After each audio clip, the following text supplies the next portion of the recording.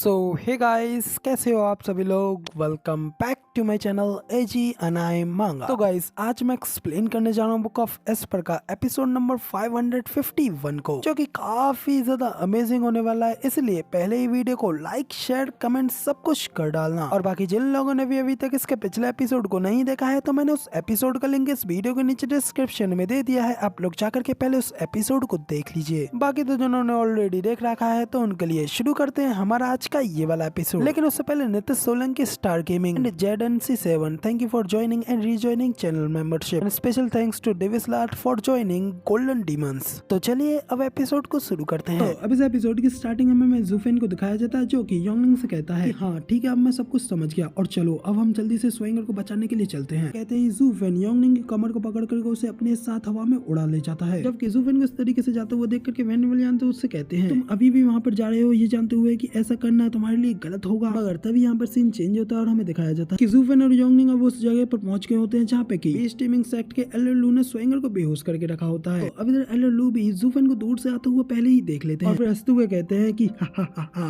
तो फिर फाइनली वो आ ही गया। इतना कहते हैं फिर वो वहाँ पर उस पूरी जगह पर अपनी बटरफ्लाई मिस्ट को फैला देते हैं और जूफेन के लिए कहते हैं कि एक बार जब मैं तुम्हें टुकड़ों में फाड़ दूंगा तो मैं इन दोनों बच्चों को जरूर वापस भेज दूंगा। इसके बाद एलएलयू वहीं पर झाड़ियों में जूफेन के ऊपर नजर रखने के लिए छुप जाते हैं और फिर तभी हमें वहाँ से योंगलिंग और जूफेन को आते हुए दिखाया जाता है कि योंगलिंग की नजर वहीं पे बैठी स्वेंगर के ऊपर पड़ जाती है और वो जूफेन से कहती है जूफेन वो देखो वो रही स्वेंगर। तब फिर जूफेन भी उस जगह की ओर देखता है और जूफेन को भी वहाँ पे योंगलिंग नजर आ जाती है और उसके अलावा कोई नहीं नजर आता। और फिर वो हंसते हुए कहता है कि योंगलिंग तुम्हारी आंखें तो मुझसे भी ज्यादा तेज है। और फिर जूफेन फिर योंगलिंग को कस के पकड़ करके उस जगह की ओर बड़ी तेजी से जाने लगता है। उसके बाद वो दोनों लोग फिर वहाँ पे स्वेंगर के पास में उतर आते हैं, जहाँ पे कि स्वेंगर अभी भी पेड़ के किनारे पर बेहोश बैठी होती है। और तभी वो दोनों लोग भी आगे बढ़ करके स्वेंगर की ओर आगे बढ़ने लगते हैं। लेकिन तभी एलएलयू ने जो अपनी मिस्ट का जाल बिछाया था वो उनके वहाँ पहुँचते ही एक्टिवेट हो जाता है और फिर स्वेंगर और जूफेन दोनों ही एलएलयू के इल्यूजन में फंस जाते हैं, क्योंकि एलएलयू की सोल फॉर्म की ये स्पेशल पावर है। तो वहाँ उस पानी से बड़े इल्यूजन वर्ल्ड को देख करके जूफेन कहता है कि मुझे लगा ही था यहाँ पे एक ट्रैप होगा, और क्योंकि मुझे आसपास किसी भी साइन का कोई संकेत नहीं मिला और ना ही यहाँ पर कोई अरे फॉर्मेशन दिखी, फिर मैं समझ गया था कि यहाँ पर जरूर किसी ने खुद पर्सनली ये काम किया होगा। तो फिर इसी के साथ में वहाँ इल्यूजन वर्ल्ड में योंगलिंग गायब होने लगती है। साथ ही जूफेन को एक आवाज आती है जो कि जोर जोर से हंसते हुए उससे कहती है कि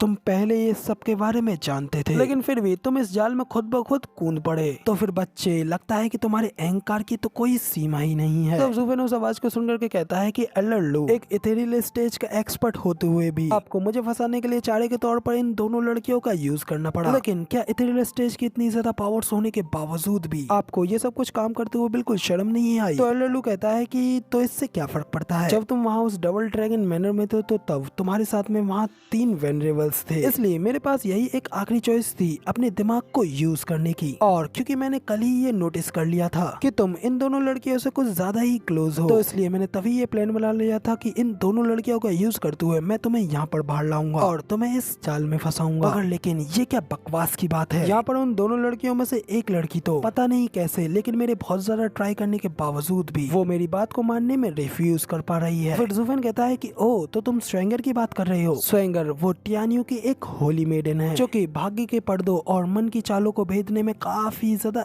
एक्सपर्ट है, और तुम्हारा अपने इल्यूजन्स के साथ में उसके पास में जाना बिल्कुल ऐसा है जैसे कि तुम अपने सिर पर खुद ही निशाना लगा रहे हो। तो एलएलयू कहते हैं कि ओ तो यही कारण है कि मैं इसके ऊपर कंट्रोल नहीं कर पा रहा। मैंने सुना था कि टियानी में कुछ अजीब क्लैंस भी हैं और आज मैंने देख भी लिया। इसी के साथ में फिर एलएलयू सोल फॉर्म में जूफेन के सामने आते हैं और उससे आगे कहते हैं कि और अब मैं देख रहा हूँ कि ये बिल्कुल भी सामान्य नहीं है। मगर लेकिन बच्चे, आखिर तुम मुझे इस सब के बारे में क्यों बता रहे हो? तो क्या तुम्हें इस बात की कोई परवाह नहीं है कि तुम्हारी इस जानकारी को लेने के बाद मैं इसे अपने साथ ले जाऊंगा और इसे अपना गिनी पिग बनाऊंगा? तो जूफेन उससे कहता है कि मैंने तुम्हें ये सब कुछ इसलिए बताया है क्योंकि मुझे पता है कि तुम इस सब को सीक्रेट रखोगे, क्योंकि वैसे भी एक मरा हुआ आदमी तो किसी से कुछ कह ही नहीं सकता। इतना कहते हुए फिर जूफेन एक इविल सी स्माइल देते हुए अपने किलिंग इंटेंट को रिलीज करने लगता है। तो तब इधर जूफेन की ये बात सुनकर तो एलएलयू जोर जोर से हंसते हुए कहते हैं बच्चे, तुम सच में काफी ज्यादा बड़ी बड़ी बातें करना जानते हो, और अब जब तुम मेरे पास वही हो जहाँ जिस जगह पर मैं तुम्हें लाना चाहता था, तो क्या तुम्हें फिर भी लगता है कि तुम मेरी जान ऐसे ही ले लोगे? तो जूफेन कहता है कि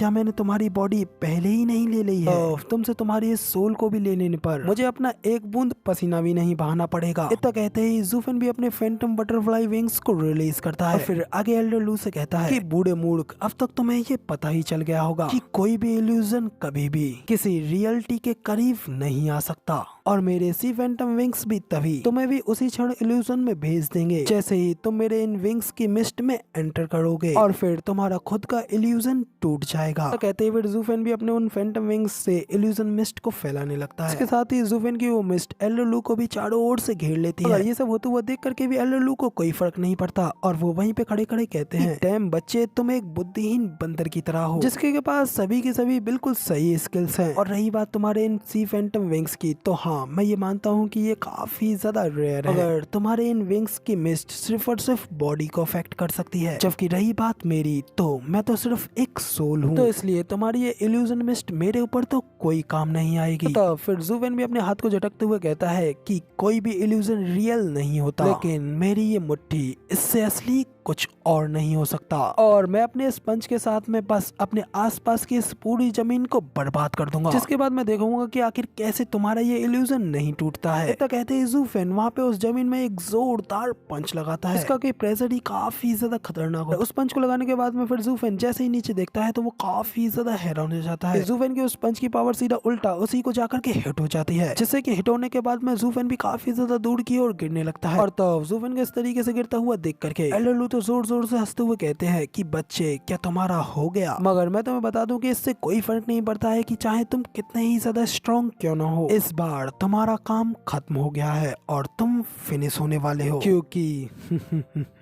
ये मेरी दुनिया है जो कि तुम्हारे लिए एक नर्क से भी ज्यादा बढ़कर है। कहते हैं एल्डर लू वहाँ पर ज़ूफेन को एक और इल्यूजन में डाल देते हैं, जहाँ पे कि ज़ूफेन अब एक तालाब में खड़ा होता है, जिसका कि रंग खून की तरह लाल होता है और वो पूरी जगह एकदम हेल की तरह दिख रही होती है। फिर तभी वहाँ उस जगह पर कोई ज़ूफेन को आवाज लगाता है, कहता है कि ज़ूफेन, हमें हमारी जिंदगी वापस करो। और तभी दिखाया जाता है कि वो आवाज एल्डर लू के उन्हीं डिसाइपल्स की होती है, जिन्हें कि ज़ूफेन ने अपने सिर्फ एक ही पंच में मार डाला था। एल्डर लू के इल्यूजन में उस खूनी पानी से ज़ॉम्बीज की तरह बाहर निकलते हैं और ज़ूफेन की ओर आगे बढ़ते हुए कहते रहते हैं कि ज़ूफेन, हमें हमारी जिंदगी वापस करो। तभी हमें ज़ूफेन की ओर दिखाया जाता है, जो कि वो भी ये सब कुछ देख करके काफी ज्यादा घबरा गया होता है और कहता है कि नहीं नहीं, ऐसा नहीं हो सकता, ये एक इल्यूजन है, मैंने तो तुम सभी को पहले ही मार डाला है। तभी ये सब कहते हुए ज़ूफेन उन लोगों को पंच लगाने के लिए आगे बढ़ ही रहा होता है कि तभी ज़ूफेन के पीछे ज़ॉम्बी की शक्ल में हुईज़ी बाहर निकलता है, और फिर वो बाहर निकलते ही अपना एक बड़ा सा मुंह फाड़ता है और फिर ज़ूफेन के उस हाथ को जोरों से काट लेता है। और तभी दिखाया जाता है कि बाकी सभी ज़ॉम्बीज भी एक एक करके ज़ूफेन को चारों ओर से काटने लगते हैं, जिसके बाद ज़ूफेन चिल्लाते हुए कहता है कि नहीं, ये सब कुछ सिर्फ और सिर्फ एक इल्यूजन है, ये असली नहीं है, ये बिल्कुल भी असली नहीं है। और तभी हमें ज़ूफेन को रियल वर्ल्ड में दिखाया जाता है, जहाँ पे कि वो भी स्वैंगर के साइड पर उस पेड़ के किनारे बेहोश होता है और एल्डर लू अपनी मिस्ट का यूज करते हुए अभी भी उसे अपने इल्यूजन में रखते हैं और जोर जोर से हंसते हुए कहते हैं कि तुमने बिल्कुल सच कहा,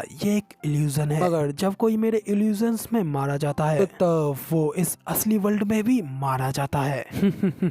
बेवकूफ बच्चे, तुम शुरुआत से ही बिल्कुल गलत थे। मेरी सोल फॉर्म एक ड्रीम बटरफ्लाई की है और मैं लोगों को उनके भयानक सपनों में भेजता हूँ, ना कि किसी इल्यूजन में, और इसमें कोई फर्क नहीं पड़ता है कि तुम चाहे इसमें कुछ भी करो, मगर कुछ भी तुम्हारी मदद नहीं कर सकता, कि मैं ही हूँ जो तुम्हारे उन सभी नाइटमेयर्स को कंट्रोल करता हूँ, क्योंकि मेरी उस दुनिया का भगवान सिर्फ मैं ही हूँ, जो कि वहाँ पे होने वाली हर एक चीज के ऊपर अपना कंट्रोल करता है, और मैं तुम्हें उस दुनिया में भेजूंगा जिसमें कि तुम हमेशा ही परेशान और सफर करोगे, और तब तुम्हें पता चलेगी मेरे डिसाइपल्स को मारने की कीमत। तो गाइस, अब एल्डर लू के इतना कहते हैं यहाँ पे हमारा ये वाला एपिसोड यहीं पे कंप्लीट हो जाता है, और अब अगले एपिसोड में ही पता चलेगा कि आखिर ज़ूफेन कैसे एल्डर लू के इल्यूजन से बाहर निकल पाएगा। फिलहाल वीडियो पसंद आई हो तो यार एक लाइक कर देना, साथ ही कमेंट करके मुझे जरूर बताना कि आखिर आप लोगों को हमारा ये वाला वीडियो का एक्सप्लेनेशन कैसा लगा, और अगर चैनल पर नए और आगे भी ऐसी अमेजिंग वीडियोस को देखना चाहते हो तो इस चैनल को सब्सक्राइब जरूर से कर देना, शुक्रिया। जिसके बाद मैं मिलता हूँ आप लोगों से अगली वीडियो में, तब तक के लिए बाय बाय।